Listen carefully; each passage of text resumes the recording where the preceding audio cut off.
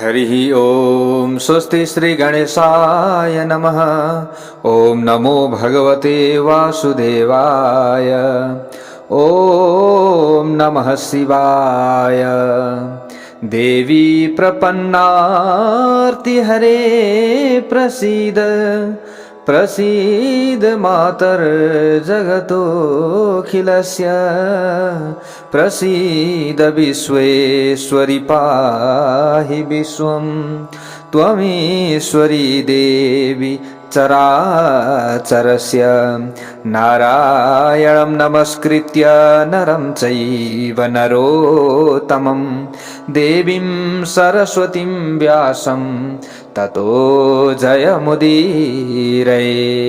जय श्री हरि, जय श्री राधे। श्रीमद्देव भागवत महापुराण यतिखेर हजुरहरू श्रवण गर्दै हुनुहुन्छ। आज हामी आजको नयाँ भाग 29 मा उपस्थित भइसकेका छौं। प्यारा भक्त भागवतहरू, यहाँ सुतजीले नैमिषारण्यमा शौनकादि 88,000 ऋषिहरूलाई श्रीमद्देव भागवत महापुराण श्रवण गराउँदै हुनुहुन्छ। सोही कथा जस्ताको तस्तै हजुरहरू समक्ष हामीले पनि राखिरहेका छौं। जय बोलो भगवती दुर्गा देवी की जय होस्। यहाँ राजा परीक्षितलाई 7 दिनमा सर्पले टोकेर मर्ने श्राप लागेको छ।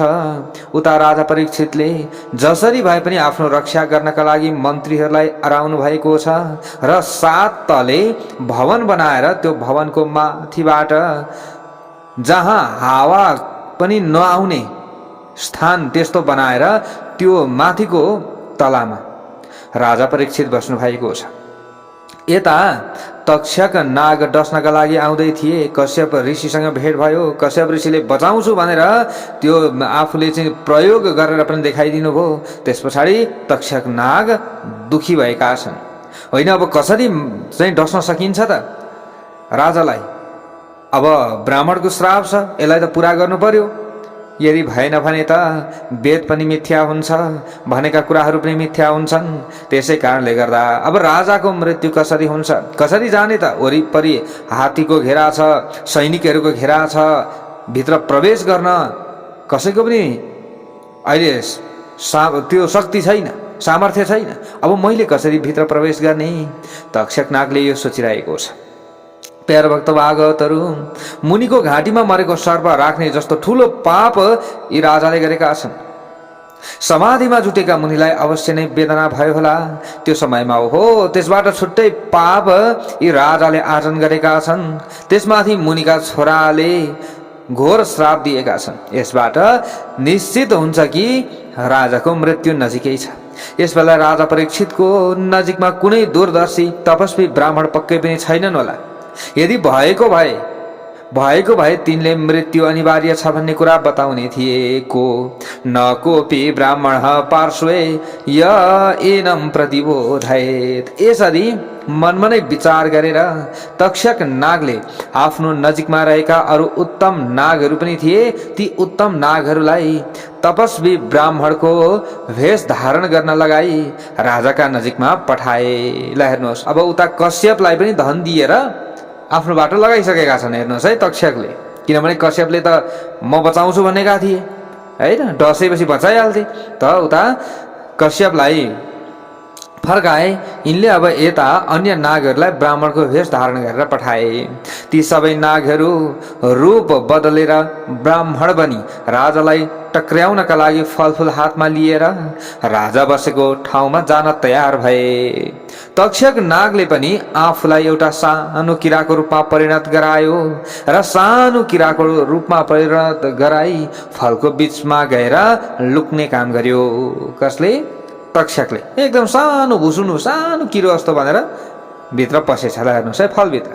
ती नागहरू, अन्य जति पनि नागहरू थिए, ती नागहरू ब्राह्मणको भेषमा हातमा फल लिएर छिट्टै त्यहाँबाट हिँड्न लागे। राजभवनमा पुगी बाहिर आएर उभिए। आफ्नो भवन बाहिर उभिएका तपस्वीहरूलाई देखेर पालेहरूले सोधे त्यो समयमा, हे ब्राह्मण देवताहरू, तपाईहरू के चाहनुहुन्छ? त्यसबेला ब्राह्मणको रूपमा रहेका नागहरूले भने, पालेहरूले सोधेपछि, हामी ब्राह्मणहरू महाराज परीक्षितको दर्शन गर्न तपोवनबाट आएका छौं। पाण्डव वंशका सूर्य प्रिय दर्शन र पराक्रमी अभिमन्युका छोरा परीक्षितलाई अथर्व वेदमा बताइएका मन्त्रहरूबाट आशीर्वाद दिनको लागि हामीहरू यहाँ आएका छौँ। तपाईहरूले महाराजलाई गएर भनिदिनुहोस् कि तपोवनबाट मुनिहरू तपाईँको भेट गर्न आउनु भएको छ भनेर गएर सुनाइदिनुहोस्। जानुहोस्, उहाँहरूले तपाईँलाई मन्त्रद्वारा अभिषेक गर्नुका साथै तपाईँको हातमा फल राखिदिएर फर्कनु हुनेछ। यो गर्नुभयो भने तपाईँको मृत्यु पनि टर्न सक्ला अथवा तपाईँलाई राम्रो हुन सक्ला। त्यसै कारणले गर्दा राजाको भलाइका लागि हामीहरू यहाँ आएका छौँ। हे पहरेदारहरू, हे पालेहरू, गएर बताइदियाओ भनेर यसरी नागहरूले ब्राह्मणको भेष धारण गरेका थिए। ब्राह्मण भेषधारी नागहरूले भने, भारतवंशी राजाहरूको कुलमा कहिले पनि पाले पहरेदार राख्ने व्यवस्था थिएन, तर राजा परीक्षितलाई किन यस्तो आवश्यकता पर्यो? तपस्वीहरूले राजालाई नभेटेको कुरा पनि कहीँ सुनिएको छैन। सबै तपस्वीहरूले राजालाई भेट्न पाउने व्यवस्था छ। त्यसैले जहाँ महाराजा परीक्षित विराजमान हुनुहुन्छ त्यहाँ हामी जानेछौँ। आफ्नो आशीर्वादले उहाँलाई दीर्घजीवी बनाएर उहाँको आज्ञा प्राप्त गरी फर्कनेछौँ। उहाँलाई दीर्घजीवी बनाउनेछौँ हामी। हाम्रो शक्तिद्वारा उहाँलाई केही न केही राम्रो हुनेछ। इत्याकर्ण्यवचस्तेषां तापसानां तु रक्षकः प्रत्युचुषतान् द्विजान् मत्वा निदेशं भूपतिर्यथा। सुतजीले अगाडि गएर भन्नुहुन्छ, तपस्वीहरूका कुरा सुनेर ढोकेहरूले उनीहरूलाई ब्राह्मण भनेर जानी महाराजको आदेश सुनाउँदै भने त्यो समयमा, हे ब्राह्मणहरू, हाम्रो विचारमा आज तपाईँहरूले राजाको दर्शन गर्न पाउनुहुने छैन। त्यसैले तपाईहरू कृपया राजाको दर्शन गर्न भोलि यो राजमहलमा आउनुहोस्। हे मुनि श्रेष्ठ, ब्राह्मणको श्राप परेका कारण डराएर राजाले आफ्नो महलमा ब्राह्मणहरूलाई प्रवेश गर्न वर्जित गर्नुभएको छ। यसमा कति पनि सन्देह छैन। भेट गर्न नसक्ने भन्ने त कुरा हुन्थेन, तर अहिले उहाँको अलिकति समस्या छ। पालेहरूले यसरी बताए। त्यसपछि ब्राह्मणहरूले पालेहरूलाई भने, उहाँको दर्शन आज पाइँदैन भने हामीहरूको तर्फबाट यी फलफुल र कन्दमूल राजालाई टक्र्याइदिनुहोस्। ल, हामीले त भेट गर्न पाएनौँ, तर यो फलफुल त लगेर दिनुहोस् राजालाई र हामीले आशीर्वाद दिएको कुरा सुनाइदिनुहोस्। ब्राह्मणहरूले यति भने। पालेहरूले राजाको नजिकैमा गएर तपोवनबाट आएका तपस्वीहरूको विषयमा जानकारी गराए। अब त्यस पछाडि जानकारी पाएपछि राजाले आज्ञा दिए कि तपोवनबाट आएका तपस्वीहरू हुन् भने ती तपस्वीहरूले कन्दमूल जे ल्याएका छन् ती सबै यहाँ ल्याएर राख भनेर राजाले आज्ञा दिए। कसले? राजा परीक्षितले। तपस्वीहरू कुन उद्देश्यले यहाँ आएका हुन् भन्ने कुरा पनि सोधा भनेर भन्नुभयो। भोलि बिहान यहाँ आउनका लागि अनुरोध गर। अत्यन्त र अन्त्यमा मेरो तर्फबाट उहाँहरूलाई प्रणाम सुनाउँदै भने कि आजको दिन म तपस्वीहरूसँग भेटघाट गर्न सक्दिनँ, किनभने अन्तिम दिन छ। हेर्नुहोस् है। यति आज्ञा पाएपछि द्वारपालहरूले तपस्वीहरूको नजिकैमा गए र गएर उनले ल्याएका कन्दमूल र फलफुल ग्रहण गरी आदर पूर्वक राजालाई ल्याएर टक्र्याए। जय बोलु भगवती उमा की जय होस्। यसरी ब्राह्मणहरूको रूपमा आएका नागहरू फर्केर गएपछि महाराज परीक्षितले हातमा फल लिएर मन्त्रीहरूसँग भने, हे मन्त्रीगण, तपाईहरूले यी फलफुल र कन्दमूलको सेवन गर्नुहोस्। मैले त तपस्वीहरूद्वारा ल्याएको एउटा मात्र फल खानेछु, एउटा मात्र यो फललाई खानेछु जुन राम्रो छ। हेर्नुहोस् त, यो बिचमा जुन राम्रो छ नि, यो चाहिँ म फल खानेछु, अरू चाहिँ तपाईहरू खानुहोस्। यसरी मन्त्रीहरूलाई सुनाएपछि उत्तराका छोरा राजा परीक्षितले त्यहाँ ल्याइएका सबै फल आफ्ना मित्र र मन्त्रीहरूलाई बाँडिदिए। एउटा जुन सुन्दर फल थियो त्यही फलमा चाहिँ तक्षक किरा भनेर घुसेका थिए। त्यो फल हातमा लिएर त्यसलाई आफै काटे। ल हेर्नुहोस् है, त्यो फललाई काट्न लागे अथवा त्यसलाई फोर्न लागे। जुन फललाई राजाले काटेर चिरा चिरा पारेका थिए त्यस फलभित्र तामाको वर्ण भएको र काला आँखा भएको एउटा सानो किरा देखे त्यो समयमा। ल हेर्नुहोस् है प्यारा भक्त भागवतहरू, त्यो फललाई काट्दाखेरि राजा परीक्षितले त्यसभित्र किरा देखे। त्यो किरा देखेर राजाले चकित हुँदै मन्त्रीहरूसँग भने, सूर्य अस्ताउँदैछन्, अस्ताइसकेका छैनन्, अब मलाई विषको भय छैन, किनभने ब्राह्मणको श्राप मिथ्या भयो। अब सूर्य अस्ताइसकेपछि त सक्यो हैन, काम छैन। त्यसैले मैले ब्राह्मणका छोराको श्रापलाई स्वीकार गरेको छु। यही ताँबो जस्तो रातो वर्णको काला आँखा भएको किराले मलाई टोकोस्। यस्तो वाक्य उच्चारण गरी महाराजा परीक्षितले त्यो किरालाई आफ्नो घाँटीमा राखिदिए। हेर्नुहोस् है प्यारा भक्त भागवतहरू, अब काल नजाने कहाँबाट आउँछ। हेर्नुहोस् है काल कसरी आउँछ व्यक्तिलाई। जति सुरक्षित भएर बस्न खोजे पनि एउटा सानो कुरा पनि त्यसको काल बन्न सक्दछ। अब सूर्य अस्ताउनका साथ, ल हेर्नुहोस्, अब सूर्य अस्ताइसकेपछि राजा परीक्षितको घाँटीमा रहेको किरा साक्षात् काल स्वरूप भयंकर तक्षक नागको रूपमा बदलियो। तक्षक नागले तत्काल राजालाई अङ्कमाल गर्यो, यानि कि वरिपरि बेर्यो र डस्यो। ल हेर्नुहोस्, यो घटना हेर्दा हेर्दै सबै मन्त्री र मित्रहरू आश्चर्यचकित भए। प्यारा भक्त भागवतहरू, राजा सम्वेष्टितस्तेन दष्टाश्चापि महीपतिः। हेर्दा हेर्दै सबै मन्त्री र मित्रहरू आश्चर्यचकित भएका छन् अनि ज्यादै दुखी भएर विलाप गर्न लागे। भयंकर रूप भएको तक्षक नागलाई देखेर मन्त्रीहरू पनि डराएर त्यहाँबाट भाग्न थाले। सबै चौकीदारहरू पनि चिच्याउन थाले। यसरी केही बेरमा नै त्यहाँ महाकोलाहल मचियो। प्यारा भक्त भागवतहरू, सर्पले आलिङ्गन गरेका कारण राजाको शरीरमा रहेको ठुलो बल पनि प्रभावहीन भयो। त्यसकारण ती राजा परीक्षित केही बोल्न र हलचल गर्न पनि असमर्थ भए। तक्षक नागको मुखको विषबाट उत्पन्न भएको आगोको ज्वाला बाहिर फैलिन थाल्यो। त्यही डरलाग्दो ज्वालाले केही बेरमा नै राजालाई डढाएर उनको शरीरलाई निष्प्राण तुल्याइदियो। जय बोलो भगवती श्री दुर्गा देवी की जय हो। हेर्नुहोस्, यसरी सानो अवधिमा नै राजाको प्राण हरण गरी तक्षक नाग आकाशतर्फ त्यहाँबाट उड्यो, अन्तर्ध्यान भयो, आकाशतिर उड्यो। आकाशमा उडिरहेको र संसारलाई नै आगाको भुमरीमा पार्न सक्ने डरलाग्दो नागलाई तलबाट नर नारीहरूले कातर भएर हेरिरहेका थिए, एकदम डराइरहेका थिए, एकदम आत्तिरहेका थिए। त्यतिखेर जसले देखे तक्षक नागलाई तिनीहरू एकदम डराए।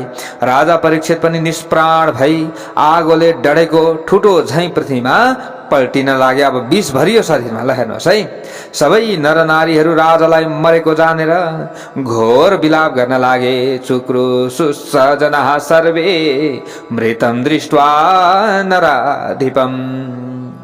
सुतजी अगाडि गएर भन्नुहुन्छ, गत प्राणम तु राजानं बालं पुत्रं समीक्ष्य चक्रुश्च मन्त्रिणः सर्वे परलोकस्य सत्क्रिया। सबै मन्त्रीहरूले राजा परीक्षितको मृत्यु भएको र उनका छोरा जनमेजय अबोध भएको जानेर उनका परलोक सम्बन्धी सम्पूर्ण क्रिया सम्पन्न गराइदिए। प्यारा भक्त भागवतहरू, मन्त्रीहरू र पौरोहितहरू मिलेर तक्षकले डस्नाले चाहिँ शरीर डढेर दिवंगत भएका राजालाई तिनका मन्त्रीहरूले गंगा तटमा अगरु नामक काठबाट तयार गरिएको चितामाथि राखेर अकाल मृत्युमा प्राप्त भएका राजा परीक्षितको अन्तिम क्रिया राजाका पुरोहितहरूले वैदिक मन्त्रको उच्चारण गरेर विधिवत रूपमा सम्पन्न गरिदिए। अब के भयो त अगाडि? मन्त्रीहरूले ब्राह्मणहरूलाई गाई, सुवर्ण, अनेक थरी अन्न र वस्त्र यथोचित रूपमा दान गरे, दान दिए। यसको मतलब त्यसपछि मन्त्रीहरूले प्रजापति अनुराग बढाउने राजकुमार जनमेजयलाई उत्तम मुहुर्तमा अभिषेक प्रदान गरी सुन्दर राज सिंहासनमा बसाए। अब यता काम सकिसकेपछि जनमेजयलाई राज सिंहासनमा बसाए। नगरवासी र देशवासी जनताले राजाको लक्षणले सम्पन्न भएका जनमेजय नामक राजकुमारलाई आफ्नो राजाको रूपमा स्वीकार गरे। राजकुमारलाई उनकी धाई आमाले सबै प्रकारका राजोचित गुणहरूको शिक्षा प्रदान गरिन्। प्यारा भक्त भागवतहरू, यसरी राज सिंहासनमा आसीन भएका राजा जन्मेजय दिनदिनै उत्तम वृद्धि प्राप्त गर्दै विशिष्ट बुद्धिमान पनि भए। प्यारा भक्त भागवतहरू, राजा जन्मेजय 11 वर्षका भएपछि कुल पुरोहितले उनलाई उचित शिक्षा प्रदान गरे र जन्मेजयले पनि आफ्ना गुरुबाट श्रद्धापूर्वक शिक्षा ग्रहण गरे। प्यारा भक्त भागवतहरू, जसरी द्रोणाचार्यले अर्जुनलाई पढाएका थिए र जसरी परशुरामले कर्णलाई धनुर्विद्यामा दक्ष तुल्याएका थिए, त्यसै गरी कृपाचार्यले जन्मेजयलाई राम्ररी धनुर्विद्याको शिक्षा प्रदान गरे। यसरी सम्पूर्ण विद्या प्राप्त गरेपछि ती जन्मेजय वेद र धनुर्वेदमा पूर्ण पारङ्गत भए। प्यारा भक्त भागवतहरू, अनि उनी लोकमा बलशाली, कसैसँग हार नमान्ने र परमार्थका ज्ञाता राजाको रूपमा प्रसिद्ध हुन गए। यस्तो भयो। अगाडि गएर यहाँनिर बताउनुहुन्छ सुतजी, राजा जन्मेजय धर्मशास्त्रका अर्थको विवेचन गर्नमा सिपालु थिए, सत्यनिष्ठ थिए अनि इन्द्रियमा नियन्त्रण राख्न समर्थवान थिए, धर्मात्मा राजा थिए। तिनले आफूभन्दा पहिले धर्मका छोरा राजा युधिष्ठिरले जसरी राज्य गरेका थिए त्यसै गरी उत्तम शासन चलाए। केही दिन पछाडि के भयो त भन्दा काशीराजका राजा, जो काशीका राजा सुवर्ण वर्माले अत्यन्त उत्तम गुणले सुहाएकी आफ्नी कन्या वपुष्टमाको राजा जन्मेजयसँग विवाह गराइदिए। प्यारा भक्त भागवतहरू, वपुष्टमा, ल हेर्नुहोस् है, जन्मेजयकी पत्नीको नाम के थियो? वपुष्टमा। जसरी प्राचीन समयमा काशीराजकी छोरीलाई जीवन सङ्गिनी बनाउन पाएर विचित्र वीर्य प्रसन्न भएका थिए, जसरी सुभद्रालाई पाएर अर्जुन खुसीले नाचेका थिए, त्यसै गरी काला काला आँखा भएकी काशीराजकी छोरी वपुष्टमालाई पत्नीका रूपमा पाएर जन्मेजय पनि प्रसन्न भए। कमलका पात जस्ता आँखा भएकी सुन्दरी रानी वपुष्टमाका साथ वन उपवनहरूमा इन्द्राणीका साथमा इन्द्र महाराजले विहार गरे झैं विहार गरे। जन्मेजयले सुशासन प्रदान गरेर रक्षा र सम्भरण प्राप्त गरेका प्रजा अत्यन्त सन्तुष्ट थिए। त्यो समयमा जन्मेजयका कार्यकुशल सबै मन्त्रीहरूले आफ्नो जिम्माका सम्पूर्ण कार्य राम्ररी सम्पन्न गरिरहेका थिए। यसै बेला तक्षक नागद्वारा पीडा प्राप्त गरेका उत्तङ्क नामक एउटा मुनि हस्तिनापुरमा आए। उनले सर्पले मसँग जुन शत्रुता गरिरहेको छ त्यसको बदला लिन कुन मानिस समर्थ छ भन्ने कुराको विचार गरे। त्यो समयमा हेर्नुहोस् प्यारा भक्त भागवतहरू, उत्तङ्ग अथवा उत्तङ्क पनि भनेर भन्ने गरिन्छ नामक एउटा मुनि हस्तिनापुरमा त्यो समयमा आए। हामीले यसरी बुझ्नु पर्यो। सर्पसँग शत्रुता थियो उनको। अब यी सर्पहरूसँग मैले कसरी बदला लिन सक्छु भन्ने विचारमा उनी थिए। ती मुनिले परीक्षितका छोरा जन्मेजयले नै यस्तो कार्य गर्न सक्छन्, यानि कि मसँग सर्पको द्वेष छ, सर्पलाई मैले विनाश गर्न सक्छु। कसलाई उकासे भने यो समयमा जन्मेजय राजा छन्, उनका पितालाई सर्पले टोकेको हो, त्यसैले अब मैले छोरालाई उकासे भने मेरो कार्य सिद्ध हुन्छ भन्ने विचार गरे। जन्मेजयका नजिकमा आएर भने, हे राजा, यस बेला के गर्नुपर्छ र के गर्नु हुँदैन भन्ने कुरा के तपाईँलाई थाहा छ अथवा के तपाईँले थाहा पाउनु भएको छैन? तपाईँ अहिले न त गर्न योग्य कार्य गर्दै हुनुहुन्छ, न त नगर्ने कार्यबाट जोगिनु भएको छ। तपाईमा कुनै रिस छैन, पुरुषार्थ पनि छैन, शत्रुसँग वैर कसरी गर्नुपर्छ भन्ने ज्ञान पनि रहेनछ तपाईसँग। शत्रुसँग बदला लिने उपाय पनि तपाईँ जान्नुहुन्न भने बालक जस्तै सरल स्वभाव भएका तपाईसँग मैले के भन्नु र भनेर आएर यी उत्तङ्गले भन्न लागेछन्। प्यारा भक्त भागवतहरू, त जन्मेजयले अगाडि गएर यहाँ प्रश्न गर्नुभयो, पिता ते निहतो भूप तक्षकेण दुरात्मना।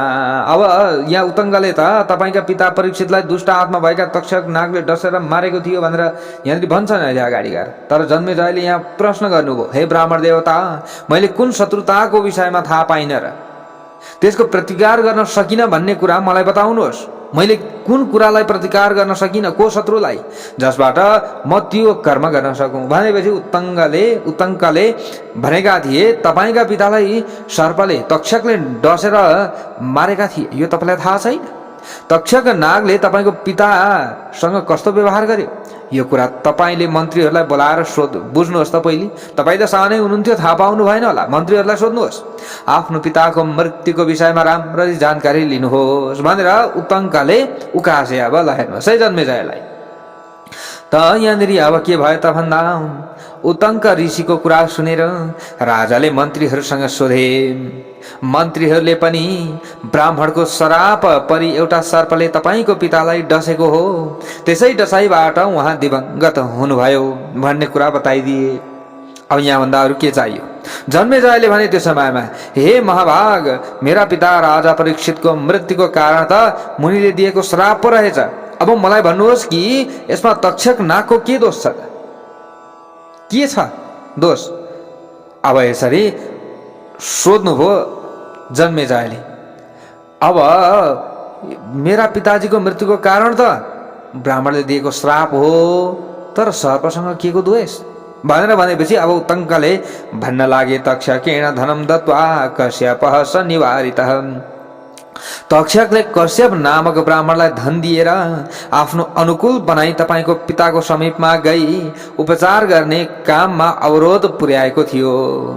तपाईँको पितालाई बचाउनका लागि कश्यप आएका थिए, तर त्यही तक्षकले गर्दा कश्यपलाई तपाईँको पिताको घरसम्म आउन, दरबारसम्म आउन दिएन। बाटैबाट धन सन दियो, यताउता भनेर ललाई फकाइ गरेर फकाएर पठाइदियो। अब यसको मतलब के बुझ्नु पर्यो भन्दा, ब्राह्मणको श्राप नै निमित्त थियो भने त ब्राह्मणले श्राप दिएका थिए, तक्षकले आएर डस्थे, फेरि ब्राह्मणले बचाइदिन्थे। तर यहाँनिर त धेरै ठुलो शत्रुता मानियो। आफ्नो काम पुरा गर्थे नि त, आफ्नो काम पुरा गर्नका लागि कश्यपलाई पनि दिएनन्। पितालाई मार्ने त्यो तक्षक नाग के तपाईँको शत्रु होइन त? अब यसो भए हे राजन, प्राचीन समयमा रुरु मुनिकी पत्नीलाई सर्पले डस्यो र ती अचानक मरिन्। रुरु मुनिकी पत्नी भनिए तापनि विवाह गर्ने कुरा छिनिएको थियो, तर विवाह भइसकेको थिएन। रुरुले आफ्नी ती प्रियतमालाई आफ्नो आधा आयु दिएर जीवित बनाए र प्रतिज्ञा गरे, मेरी प्रियतमाको दुर्दशा गराउने सर्प नै हो। अब उपरान्त मेरा आँखाले जुन जुन सर्पलाई देख्नेछु त्यसलाई तत्काल अस्त्र प्रहार गरेर मारिदिनेछु। यसरी प्रतिज्ञा गरेर हातमा अस्त्र लिएर रुरुमुनि सर्पहरूलाई मार्दै चारैतिर घुमिरहे। एक पटकको कुरा हो, एउटा वनमा उनले एउटा बुढो ढुन्डुब नामक सर्प देखे। हातमा लौरो लिएर रिस देखाउँदै त्यसलाई मार्न लागे। त्यसबेला ढुन्डुब सर्पले भन्यो, के भन्यो त भन्दा, नाहम दशामि ते न्येवै ये दशन्ति भुजङ्गमा। हे रुरुमुनि, मैले तपाईँको नराम्रो हुने कुनै अपराध गरेको छैन, मलाई व्यर्थमा किन मार्नुहुन्छ? त्यो समयमा रुरुले भने, प्राणभन्दा प्यारी मेरी भार्यालाई सर्पले डसेको थियो र उनको मृत्यु पनि भयो। त्यसै बेला दुखी भएर मैले सर्प देखेपछि मार्नेछु भन्ने प्रतिज्ञा गरेको थिएँ भनेर यसरी रुरु मुनिले भनेपछि अब डुन्डुब नाम गरेको सर्पले भन्यो, हे मुनि, मैले कसैलाई पनि डस्ने काम गर्दैन। जसले डस्ने काम गर्दछन् ती सर्प अर्कै थरी हुन्छन्। मेरो शरीर मात्र सर्प जस्तो हो, स्वभाव पटक्कै पनि होइन डस्ने खालको। केवल शरीरको समानता देखेर म निरपराधलाई तपाईँले नमार्नुहोस् भनेपछि उत्तङ्कले अगाडि गएर भन्दछन्, सर्पको पनि मान्छेको जस्तो मिठो बोली सुनेर रुरुले त्यस सर्पलाई तिमी को हौ र कसरी डुन्डुब बन्यौ भनी सोधे। फेरि सर्पले इतिहास बताउँदै भन्यो, हे ब्राह्मण देवता, पहिलो जन्ममा म पनि ब्राह्मण थिएँ र खगम नामक एउटा मेरो मित्र थियो। त्यो खगम धर्मात्माहरूमा उत्तम सत्यवादी र जितेन्द्रिय विजय यानि कि इन्द्रिय विजयी पनि थियो। एक पटक मैले मूर्खता गरेर डोरीको सर्प बनाई त्यसका आँखालाई धोका दिएको थिएँ। त्यसबेला त्यो अग्निहोत्रशालामा बसेको थियो। मैले बनाएको सर्पलाई साँच्चीकै सर्प जानेर त्यो साह्रै डरायो। डरले थरथर काँप्दै त्यो खगम ब्राह्मणले व्याकुल भएर मलाई श्राप दियो, हे अदम, तिमीले सर्प देखाएर मलाई अत्यन्त त्रस्त बनायौ, त्यसैले तिमी पनि सर्प भएर बस भनेर मलाई श्राप दिएका थिए। उसले सर्प भएर बस भन्न साथ म सर्पकै रूपमा बदलिएँ। त्यो समयमा मैले हात जोडेर प्रार्थना गरेँ। मेरो प्रार्थना सुनेपछि अलिकति रिस शान्त भएका ती ब्राह्मणले भने, हे सर्प, प्रमतिका छोरा रुरुले तिमीलाई श्रापबाट मुक्त गर्नेछन्। यो कुरा उनले मलाई आफै बताएका थिए। म त्यही सर्प हुँ र रुरु तपाईँ रुरु हुनुहुन्छ। अब मेरो कुरालाई ध्यानपूर्वक सुन्नुहोस्। ब्राह्मणका निमित्त अहिंसा सबैभन्दा ठुलो धर्म हो, यसमा कुनै सन्देह छैन।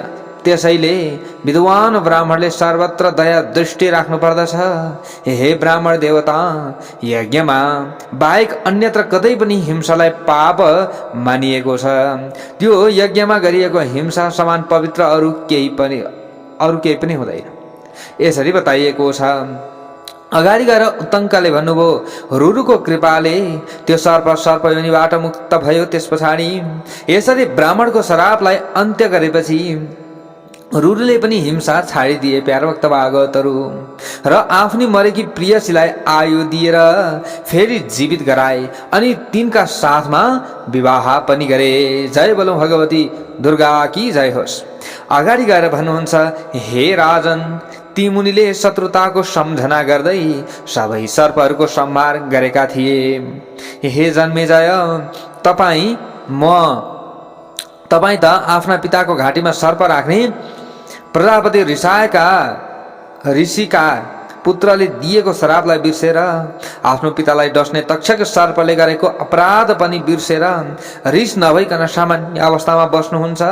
तपाईका पिताजी स्नान दान केही पनि नपाएर अन्तरिक्षमा मर्नुभयो।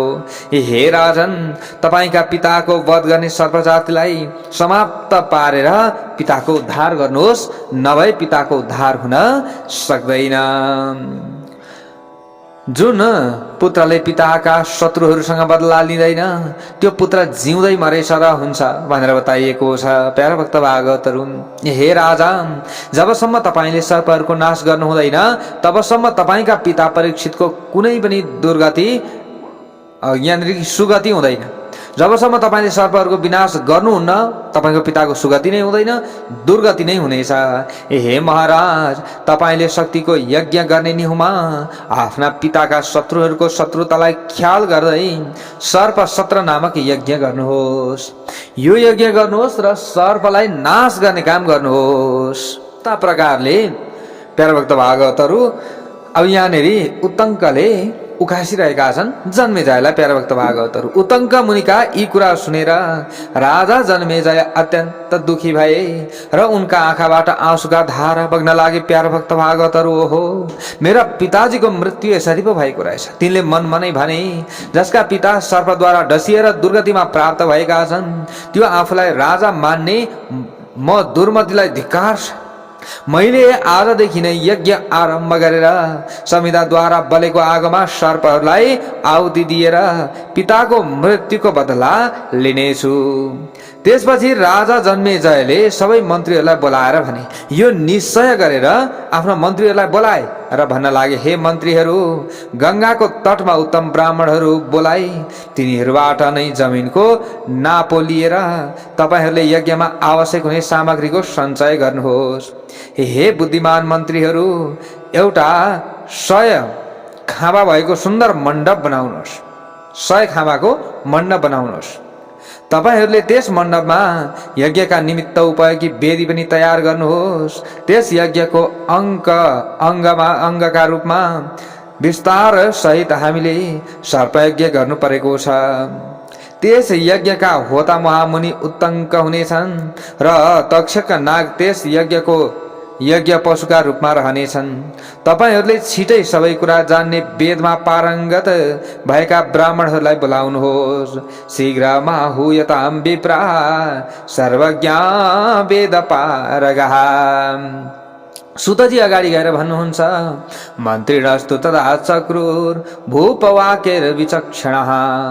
बुद्धिमान मन्त्रीहरूले राजाको भनाइ अनुसार यज्ञ सम्बन्धी सम्पूर्ण सामग्रीको प्रबन्ध गरे र ठुलो यज्ञ वेदी पनि तयार गराए। यसरी जन्मेजयले सर्प यज्ञ आरम्भ गरेपछि तक्षक नाग आत्तियो प्यारा भक्त भागवतहरू र आफ्नो रक्षाका निमित्तमा इन्द्र महाराजको दरबारमा पुग्यो। अब यता यज्ञ प्रारम्भ भएको छ। धमाधम त्यो यज्ञमा चाहिँ सर्पहरू आएर परिरहेका छन्। मन्त्र शक्तिले तानेर सबै सर्पहरू होम गरिँदैछ। अब यता तक्षक चाहिँ इन्द्र कहाँ गयो। त्यहाँ गएर भन्न लाग्यो, हे देवराज इन्द्र, म आज भयले व्याकुल भएको छु, मेरो रक्षा गर्नुहोस्, मेरो रक्षा गर्नुहोस्। त्यसपछि इन्द्रले पनि डराएका तक्षकलाई सान्त्वना दिए र आफ्नो आसनमा बसाए। त्यसपछि अभयदान पनि दिएर भने, हे तक्षक, तिमी निर्भय भएर जाऊ, तिमीलाई कसैले पनि केही गर्न सक्ने छैन। त्यसपछि उत्तङ्क मुनि तक्षक नागलाई इन्द्रको शरणमा गएको र इन्द्रबाट त्यसले अभयदान पाएको कुरा थाहा पाएर उद्विग्न हुनुभयो, एकदम रिसाउनु भयो।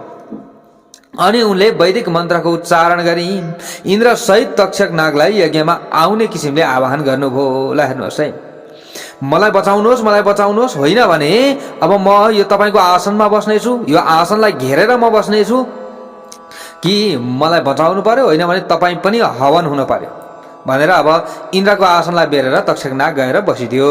ल हेर्नुहोस् है प्यारा भक्त भागवतहरू, यता उत्तङ्ग मुनिले यस्तो गरेको थाहा पाएपछि तक्षकले यायावर वंशमा उत्पन्न भएका जरत्कारुका छोरा धर्मात्मा आस्तिक मुनिको सम्झना गरे। त्यो समयमा यता उत्तङ्क मुनिले चाहिँ मन्त्र शक्तिद्वारा इन्द्रको आसन सहित तक्षकलाई तान्न लागे। अब हवन गर्नका लागि तान्न लागिसकेपछि थाहा पाए तक्षकले, ओहो लु अब इन्द्र सहित म पनि हवन हुने भएँ।